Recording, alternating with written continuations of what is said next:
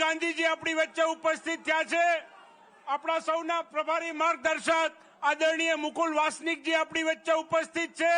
गुजरात प्रदेश कांग्रेस समितिना अध्यक्ष राज्यसभाना सांसद अपना सौना मार्गदर्शक आदरणीय शक्तिसिंहजी गोहिल त्यारे अपनी सौनी वच्चे उपस्थित छे। त्यारे हूँ शक्तिसिंहजीने विनंती करूं कि आओ अने आजना कार्यक्रममां गुजरात कांग्रेसना तमाम बब्बर शेर जेमने राहुल गांधीजीए कीधा छे आ तमाम बब्बर शेरनुं स्वागत करो अने स्वागत प्रवचन करो। सौ प्रथम हूँ शक्तिसिंहजीने विनंती करूं छूं कि आदरणीय राहुल गांधीजीनुं जे शिवजीनी वात छे ए शिवजीनी मूर्ति द्वारा राहुल गांधीजीनुं शिवजीनी मूर्ति अने सूतरनी आंटी द्वारा स्वागत करे। तमाम मित्रोनी विनंती के पोताना स्थान पर ज्यां उभा होय त्यां तात्कालिक बेसी जाय। राहुल गांधीजीनुं आदरणीय प्रमुख श्री शक्तिसिंहजी गोहिल मोमेंटो द्वारा स्वागत करी रह्या छे। त्यारबाद विपक्षना नेता अमितभाई चावडाने विनंती करूं के तेओ शाल अने सूतरनी आंटी द्वारा अपना सौना नेता आदरणीय राहुल गांधीजीनुं स्वागत करे। त्यारबाद विधानसभा कांग्रेस पक्षना नेता शैलेषभाई परमार मोमेंटो द्वारा राहुल गांधीजीनुं स्वागत करशे अने अमदावाद शहर कांग्रेस समितिना अध्यक्ष हिम्मतसिंह पटेल पण सूतरनी आंटी द्वारा राहुल गांधीजीनुं स्वागत करशे।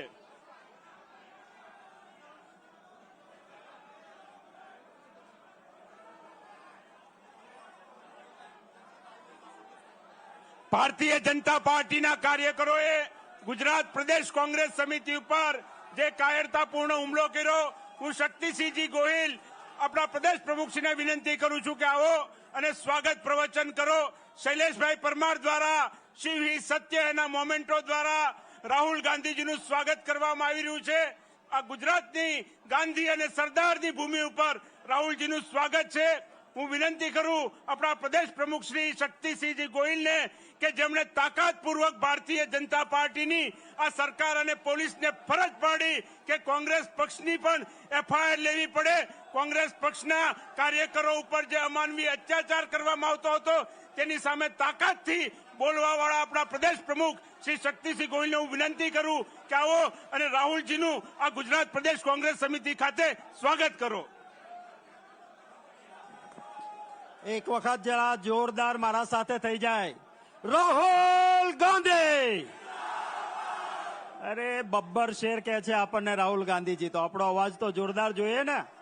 राहुल गांधी, राहुल गांधी।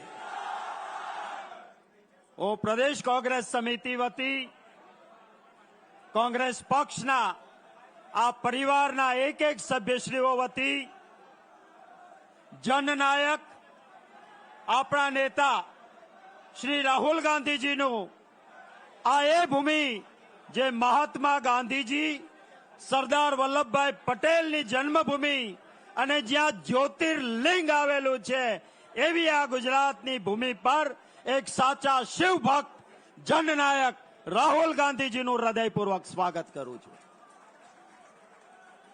आपणे सांभळी ती स्पीच जरा हाथ ऊंचो करो तो पार्लामेंट में कोणे कोणे आखी स्पीच सांभळी थी हाथ ऊंचो करे जरा। आ स्पीच तमे सांभळी, आ आखी स्पीच तमे सांभळी एमां जेने लाग्युं होय के आ स्पीचना कारणे राहुल गांधीजीना हिंदीओनुं गौरव वध्युं छे ए जरा बोले के राहुल गांधी जिंदाबाद। आमा थयुं छे शुं तमने खबर छे? राहुल गांधीजीए पार्लामेंट में भगवान शिव देवोना देव महादेवना दर्शन करावी दीधा। शिव पुराण ने साचुं हिंदुत्व समजाव्युं एटले भाजपियाना पेटमां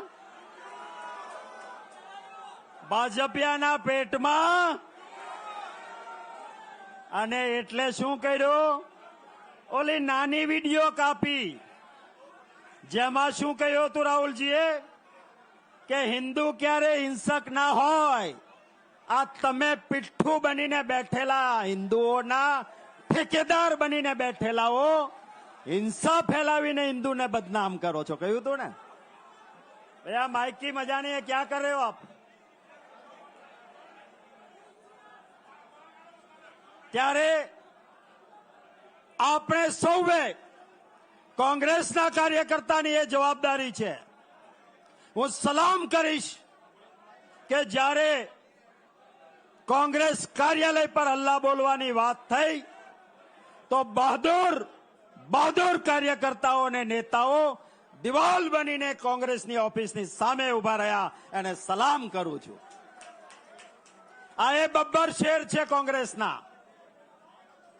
ભાજપવાળા હિંસા કરવા આવ્યા હતા, પણ એમને ખબર નથી કે આ એ વિચારધારા છે જે અંગ્રેજોની લાઠી ગોળીથી નહોતી ડરી, અને આ એ વિચારધારા મહાત્મા ગાંધીની આગેવાનીમાં લડી હતી.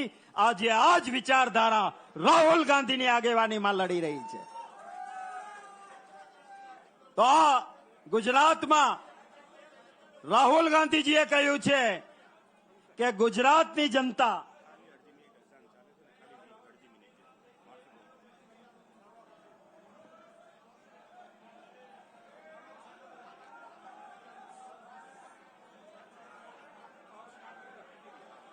ત્યારે હું આપ સૌને કહું છું કે કોંગ્રેસ ગુજરાતમાં જીતશે એ રાહુલ ગાંધીજીના શબ્દો,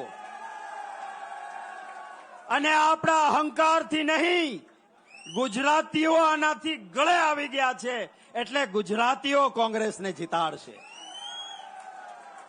રાહુલ ગાંધીજી ન્યાય માટે લડે છે, અને સમગ્ર ગુજરાતમાં જેને જેને અન્યાય થયો છે એ પરિવારો રાહુલ ગાંધીજીને મળવા આવ્યા છે, અને રાહુલ ગાંધીજી એમને મળવાના છે. આ ગુજરાતીઓના આશીર્વાદ આપણને જીતાડશે. જે 5 બબ્બર શેર પોલીસે જેમને પકડ્યા છે, કોર્ટે આજે પણ એમની ટીકા કરી કે તમારે જરૂર નહોતી તો વહેલા હું કામ લાવ્યા. એવા પરિવારના, એ જ આપણા બબ્બર શેરના પરિવારના સભ્યોને રાહુલ ગાંધીજી મળવાના છે. એ માટે રાહુલ ગાંધીજીનો આભાર માનું છું. આવા આપણા નેતા છે. વિશેષ તમારી અને રાહુલ ગાંધીજીની વચ્ચે નહીં લેતા, હું રાહુલ ગાંધીજીને જ વિનંતી કરું, એ પહેલા જરા 2 સૂત્રો થઈ જાય.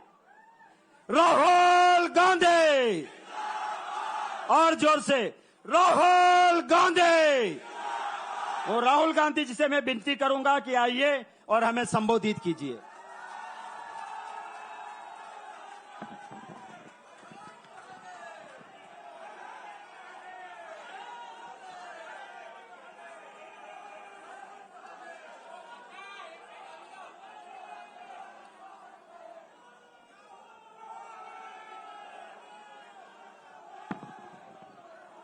मुकुल वासनिक जी,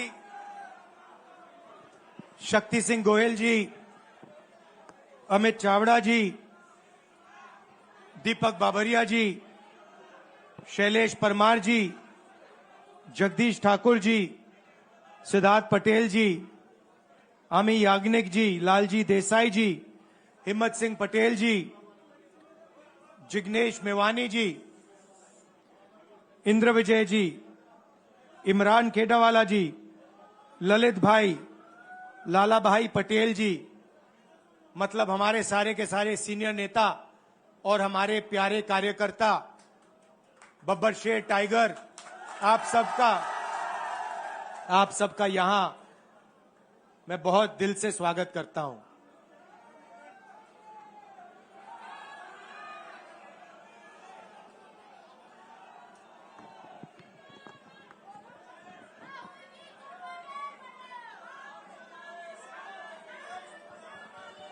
पार्लियामेंट हाउस में आपने देखा होगा कि अजीब सी बात है,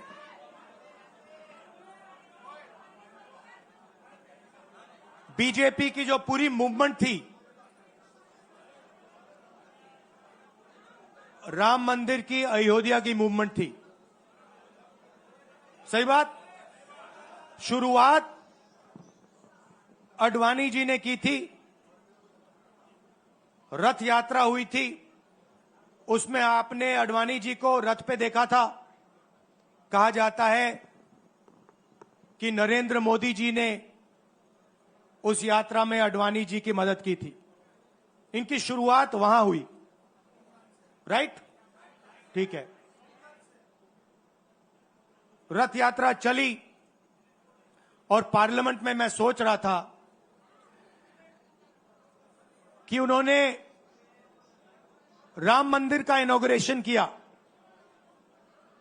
और राम मंदिर के इनॉग्रेशन में अदानी जी दिख गए, अंबानी जी दिख गए, मगर गरीब व्यक्ति वहां कोई नहीं दिखा।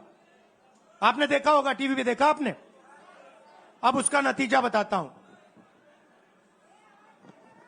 पार्लियामेंट में मैं यहां बैठता हूं, यहां पे अयोध्या के एमपी बैठते हैं। देखा आपने उनका चेहरा, इंडिया गठबंधन के हैं, है ना।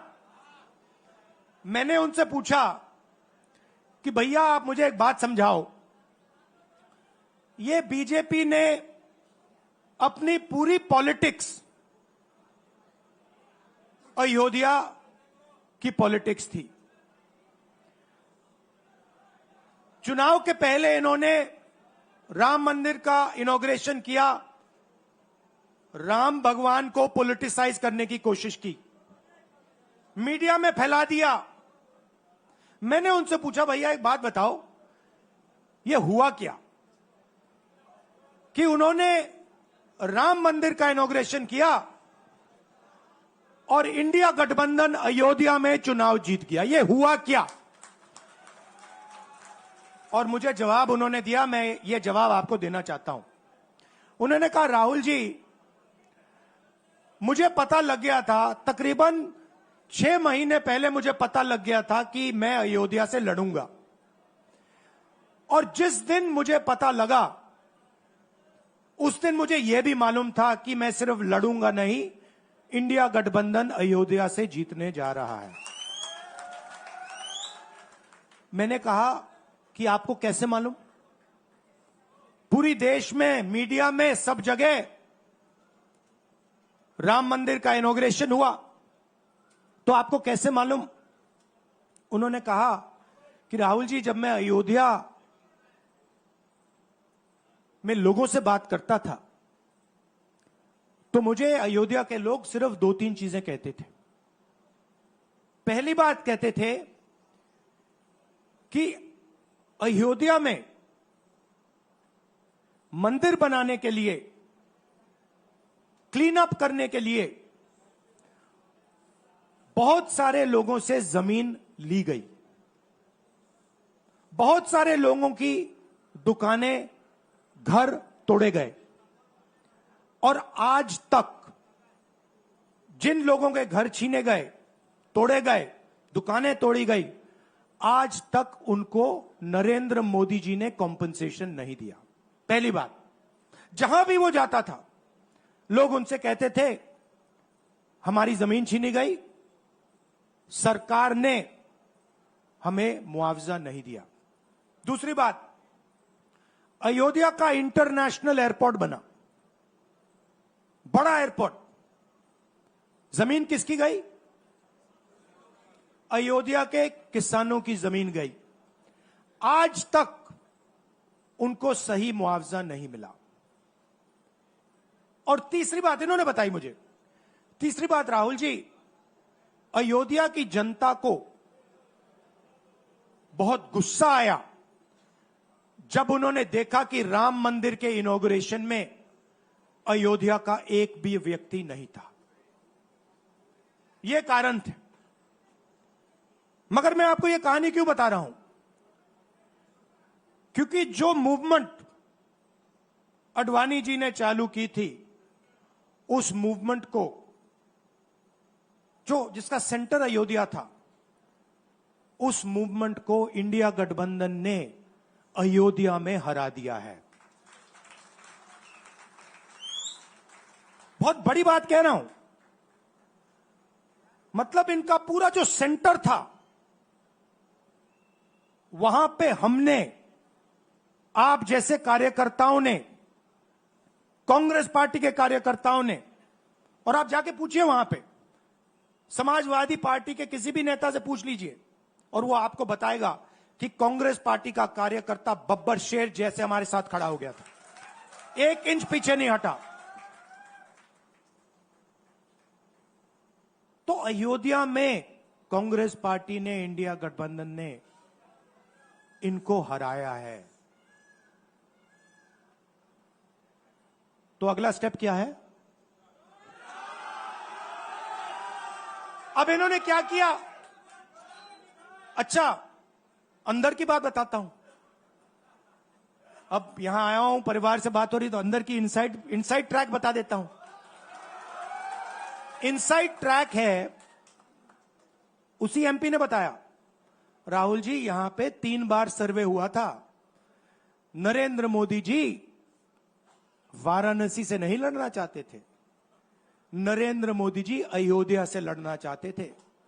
उनके सर्वेयर आए, 3 बार आए, नरेंद्र मोदी जी आए, और सर्वेयर ने उनको कह दिया, नरेंद्र मोदी जी अगर आप अयोध्या से लड़ेंगे, आप अयोध्या में हारेंगे। आप अयोध्या में मत लड़िए, क्योंकि अगर आप लड़ गए, आपका राजनीतिक करियर अयोध्या में खत्म हो जाएगा। इसलिए अयोध्या से नहीं लड़े, वाराणसी से लड़े। और वाराणसी में हमने 1-2 छोटी गलती कर दी, नहीं तो वहां उनको निपट लेते। मतलब आप देखिए, अयोध्या में उन्हीं के लोगों ने उनसे कहा कि हारोगे, और काशी में कितने से जीते? 1 लाख वोट से जीते। मतलब जान बचा के निकले हैं। सच्चाई है। जैसे मैंने पार्लियामेंट हाउस में कहा, हमारा काम, ये जो लगा रखा है मैंने आज, ये जो चिन्ह लगा रखा है, इसको क्या कहते हैं? अभय मुद्रा कहते हैं। ये आपका चिन्ह है, इसको भूलो मत। आप आज वापस जाओगे, अलग अलग धर्म के लोग हो आप, हर धर्म में यह चिन्ह आपको दिखाई देगा। गुरु नानक जी की फोटो देखिए, महावीर की देखिए, बुद्धा की देखिए। इस्लाम में भी, जैसे मैंने पार्लियामेंट में कहा, दुआ मांगी जाती है, दोनों हाथ से ऐसे मांगी जाती है। आप शिव जी की फोटो देखिए, उसमें आपको यह दिखाई देगा। और इसका मतलब है डरो मत, डराओ मत। और मैं आपसे यहां कहने आया हूं, इन्होंने आपके ऑफिस पे आपके कार्यकर्ताओं पर आक्रमण किया है। अब आपको डरना नहीं है, डराना नहीं है। इन्होंने हमारे ऑफिस पे धमकाकर, ऑफिस को तोड़कर हमें चैलेंज दिया है। चैलेंज क्या है? गुजरात के चुनाव में मैं आपको बता रहा हूं, हम सब मिलकर इनको गुजरात में हराने जा रहे हैं। जो हमने कहा, और लिख के ले लो, कांग्रेस पार्टी की जो आत्मा है वो गुजरात के चुनाव में लड़ेगी, और नरेंद्र मोदी और बीजेपी को गुजरात में, जैसे हमने अयोध्या में हराया है, वैसे ही हम गुजरात में इनको हराने जा रहे हैं। कौन हराएगा? हमारे लीडर हराएंगे, हमारे बब्बर शेठ टाइगर हराएंगे। आप देख रहे हो, मैं बता रहा हूं आपको, देखो 50% आप में से लोग, 50% आप क्या सोच सकते थे? मैं आपको पूछता हूं, आप क्या सोच सकते थे? चुनाव से पहले आप सोच सकते थे कि अयोध्या में बीजेपी हारेगी? ना। आप सोच सकते थे कि नरेंद्र मोदी से जान बचा के निकलेगा? मतलब मार्जिन ऐसे तुक्के से निकलेगा, सोच सकते थे? मैं आपको बता रहा हूं, जैसे ये अयोध्या में हारे, वैसे यहां पे हारने जा रहे हैं। आपको सिर्फ एक काम करना है, एक काम करना है आपको सिर्फ गुजरात की जनता को सिर्फ एक बात बोलनी है, आपको डरना नहीं है। बिना डरे अगर आप बीजेपी से लड़ गए, चाहे आप किसान हो, मजदूर हो, छोटे व्यापारी हो, अगर गुजरात की जनता बिना डरे लड़ गई, बीजेपी सामने नहीं खड़ी हो पाएगी। दूसरा उदाहरण देता हूं, आप कांग्रेस पार्टी को जानते हो? हमारी पार्टी में कोई डरता है? कैसे मालूम? कैसे मालूम? हमारी पार्टी में दिल से बात कर देते हैं। बड़ा सा बड़ा हो, राहुल गांधी हो, हमारे पार्टी के लोग कहते हैं राहुल गांधी, मुझसे कहते हैं, मेरे कमरे में आके कहते हैं, राहुल जी ये जो आपने किया हमें अच्छा नहीं लगा। कहते हैं, मैं बता रहा हूं आपको, और मैं कहता हूं आपने सही बोला, इस बार मैंने ऐसे नहीं करना था, जो आप बोल रहे हो वैसे करना था। हम डरते नहीं है, ना हमारे कार्यकर्ता हमें बोलने से डरते हैं, ना हम अपनी कार्यकर्ता की बात सुनने से डरते हैं, ना हमारा कार्यकर्ता हमसे डरता है। अब देखिए, मैं आपको रियलिटी बता रहा हूं। बीजेपी में नरेंद्र मोदी बैठे हैं, उनकी पूरी टीम बैठी है उनके सामने। मैं आपको इंटरनल बात बता रहा हूं, उनमें से कोई नरेंद्र मोदी को नहीं चाहता, मगर कोई नहीं चाहता। मतलब पूरी लीडरशिप टीम देख लो, आगे बैठी है। मैं बता रहा हूं आपको, अंदर की बात बता रहा हूं, इनसाइड ट्रैक दे रहा हूं, कोई नहीं चाहता, मगर दम नहीं है, डरते हैं।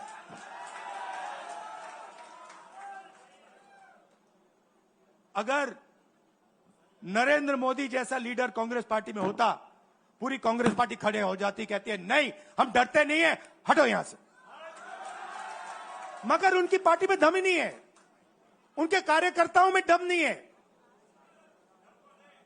आप देखो ना, एक आदमी खड़ा है वहां पे, सबकी हवा निकल गई।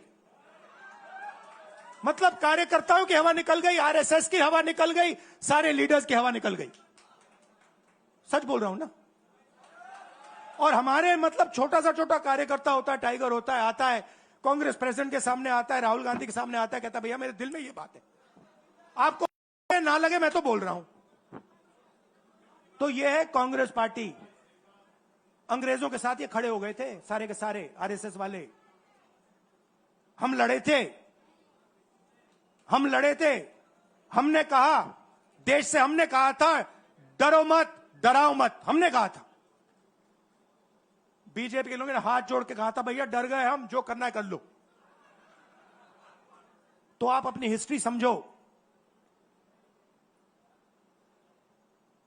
जो डर की भावना होती है ना, वो आप में नहीं है, उनमें है। और इसी के कारण मैं आपको बता रहा हूं, कांग्रेस पार्टी गुजरात में जीतेगी और गुजरात से ही नई कांग्रेस पार्टी बनेगी। क्योंकि कांग्रेस पार्टी, मैं गहरी बात बोल रहा हूं, मैं ऐसी आलतू फालतू बात नहीं करता हूं। देखिए, कांग्रेस पार्टी बनी कहां थी? मतलब हमारे जो सबसे बड़े नेता थे, जिन्होंने रास्ता दिखाया था। आप क्या सोचते हो, जब यहां अंग्रेज राज करते थे, क्या डर नहीं था? गुजरात के व्यक्ति ने कहा था, महात्मा गांधी ने देश को कहा कि देखो डरो मत, डराओ मत। और आग गुजरात से शुरू हुई थी। और आज अगर कांग्रेस पार्टी है, तो वो पार्टी, वो भावना, वो सोच गुजरात से शुरू हुई थी। इसीलिए जब इन्होंने हमारा ऑफिस तोड़ा, मैंने सोचा भैया मौका मिल गया, अब हम इनको सबक सिखाएंगे। जैसे इन्होंने हमारा ऑफिस तोड़ा, वैसे ही हम उनकी सरकार को तोड़ने जा रहे हैं। अच्छा, अब मैंने डरो मत की बात करी, मगर एक शिकायत भी है। एक शिकायत भी है, यह भी नहीं है कि कांग्रेस पार्टी गुजरात में कमियां नहीं है, ये कहना पड़ेगा, कहना पड़ेगा। कमी क्या है? एक कार्यकर्ता ने मुझे बहुत अच्छी तरह बताया, कांग्रेस पार्टी के कार्यकर्ता ने, राहुल जी, कहता है मुझे, राहुल जी ये कांग्रेस पार्टी में एक मुश्किल है, दो तरीके के घोड़े होते हैं। एक रेस का घोड़ा होता है, दूसरा शादी का घोड़ा होता है। ये आप कभी कभी कांग्रेस पार्टी क्या करती है, रेस के घोड़े को शादी में भेज देती है और शादी के घोड़े को रेस में लगा देती है। तो उसने कहा ये आप बंद करा दीजिए, रेस के घोड़े को आप रेस दौड़ाइए और शादी के घोड़े को आप शादी में भेजिए। तो ये हमें गुजरात में करना है। जो रेस का घोड़ा है, जो तैयार है, दौड़ने के लिए तैयार है, उसको रेस में लगाना चाहिए। और जो हमारे शादी के घोड़े हैं, जो हैं वो हैं, उनको हमें शादी में बारात में नचा देना चाहिए। तो अब मेरा कहना है कि यह काम सीरियसली करना है। हम पिछले चुनाव में, आप भी जानते हो, मैं भी जानता हूं कि हम बीजेपी से पिछले चुनाव में नहीं लड़े थे, ठीक से नहीं लड़े थे। उससे पहले चुनाव में 2017 में हम 3 महीने कह लो, 4 महीने कह लो, 4 महीने 3 महीने हम लड़े और नतीजा आपने देखा। आपने देखा, गुजरात के सीनियर नेताओं ने मुझे बस में कहा, मैं बता रहा हूं आपको इनसाइड ट्रैक, मुझे बस में कहा कि राहुल जी, गुजरात में हमें 40 सीटें मिलेंगी। मैंने उनसे कहा 40 नहीं, हम चुनाव जीतने जा रहे हैं। और 16 सीट से हम चुनाव हारे। अब 3 साल है, 3 महीने में हम फिनिश लाइन तक पहुंच गए थे। 3 साल में हम फिनिश लाइन को मतलब उधर पीछे छोड़ के निकल जाएंगे। मैं आपको यहां कह रहा हूं कि आप लोग गुजरात में कितने साल बाद, 30 साल हो गए, 30 साल हो गए। मैं आपको बता रहा हूं, मानो ना मानो, आप में से 50% अभी मान रहे हैं और 50% कह रहे नहीं भैया नहीं होगा। जो 50% मान रहे हैं, मैं आपसे बात कर रहा हूं। जो 50% मान रहे हैं, मैं आपसे बात कर रहा हूं। आप लड़ जाओ और ये बाकी 50% बैठे हैं, उनकी माइंड बदल दो, नैया पार हो जाएगी, सरकार बन जाएगी। और मैं आपसे कहना चाहता हूं कि एआईसीसी की टीम, राहुल गांधी, मेरी बहन, सारे के सारे सीनियर लीडर आपके साथ यहां खड़े होंगे, आपके साथ मिलकर इनकी सरकार को तोड़ेंगे। आपने बहुत सहा है, बहुत लाठियां खाई हैं, बहुत अपमान हुआ है आपका, गालियां खाई हैं आपने। अब बहुत हो गया, अब इनको हमें सबक सिखाना है और हम इनको हराने जा रहे हैं। और नफरत से नहीं, मोहब्बत से आप देखना, मोहब्बत से हम इनको हराएंगे। कैसे? क्योंकि नरेंद्र मोदी जी का जो विजन था,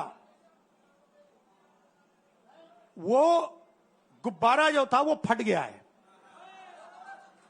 फटाक से वो फट गया है। आप सोचिए, पार्लियामेंट हाउस में नरेंद्र मोदी वहां बैठे, मैं यहां, और मैंने प्रधानमंत्री जी उनके सामने कहा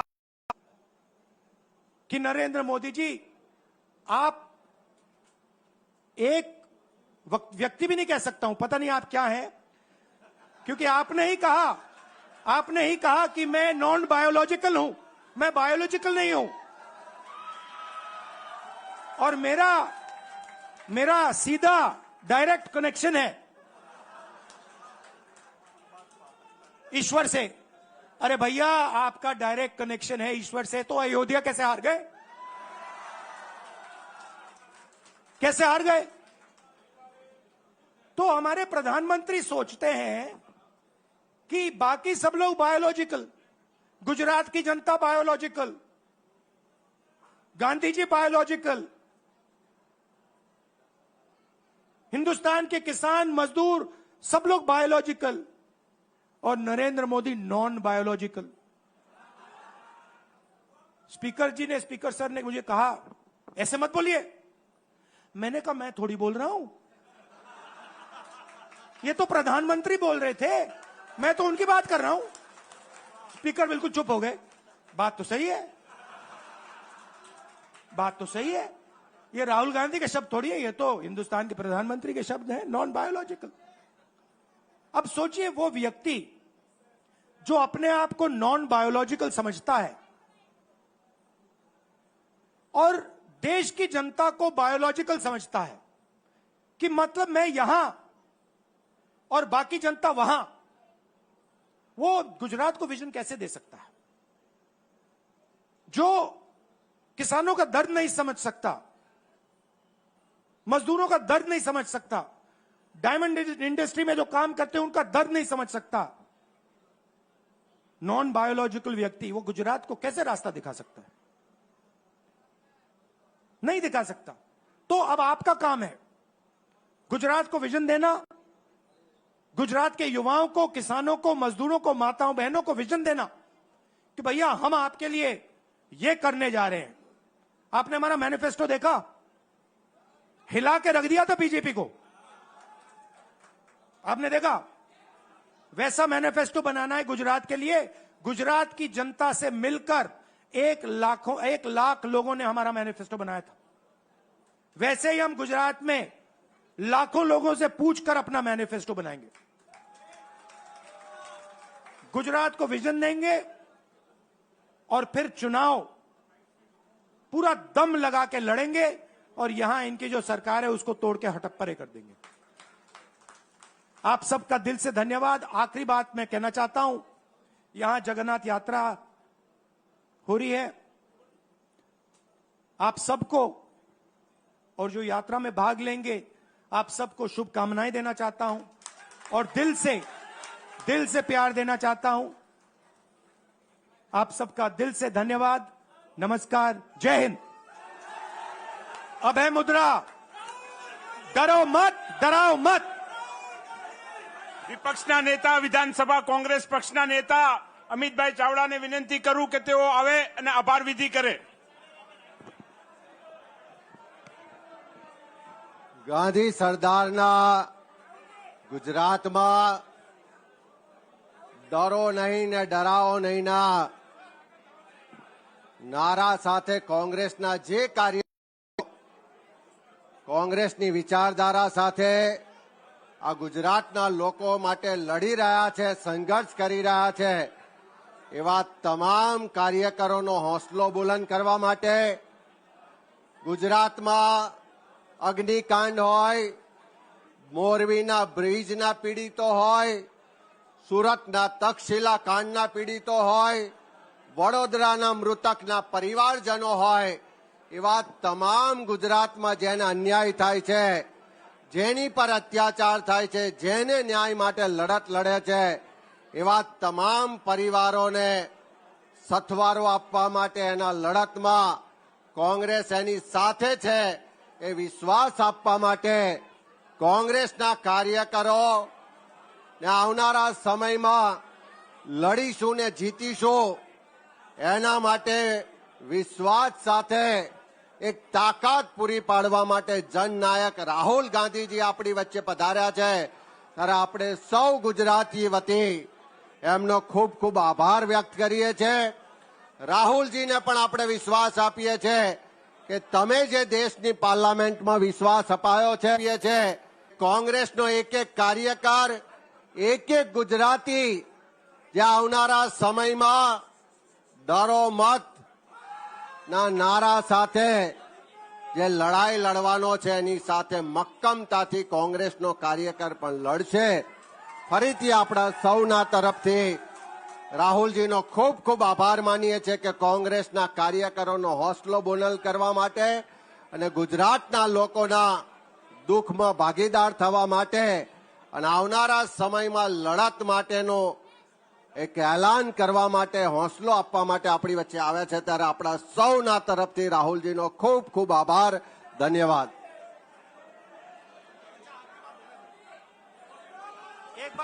एक बात मैं भूल गया कहना।